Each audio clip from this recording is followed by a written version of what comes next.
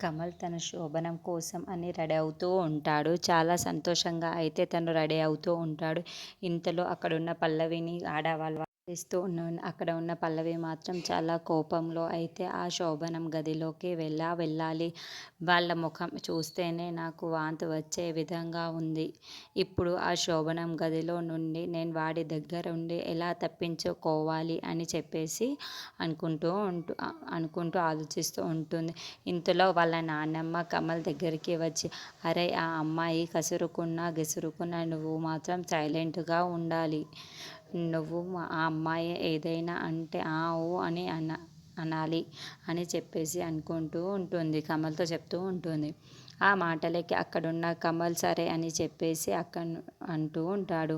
ఇంతలో అక్కడున్న పల్లవి దగ్గరకైతే కమల్ వచ్చి తన దగ్గరికి వచ్చేసి తనని ముద్దు పెట్టుకుందామని అనుకుంటూ ఉంటాడు.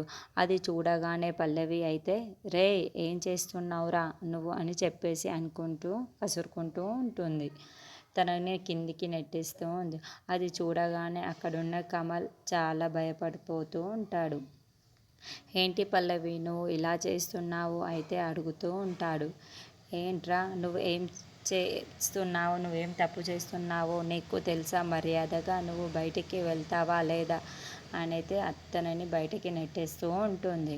ఇంతలో అక్కడున్న కమల్ని అయితే బయటికి వచ్చేస్తూ ఉంటాడు. అది చూసిన అవని అయితే, ఏంటి కమల్ ఈ టైంలో నువ్వు ఇలా ఇక్కడ బయట వచ్చి ఉన్నావు అని చెప్పేసి అడుగుతూ ఉంటుంది.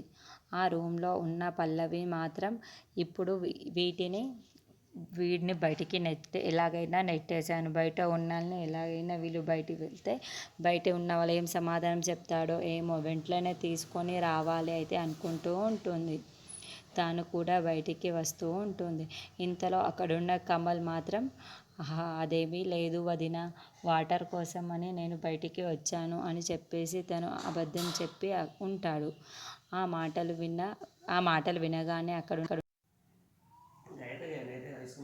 వాటర్ కోసం బయటికి వచ్చినానని చెప్పేసి తన కోసం అబద్ధం చెప్తూ ఉంటాడు.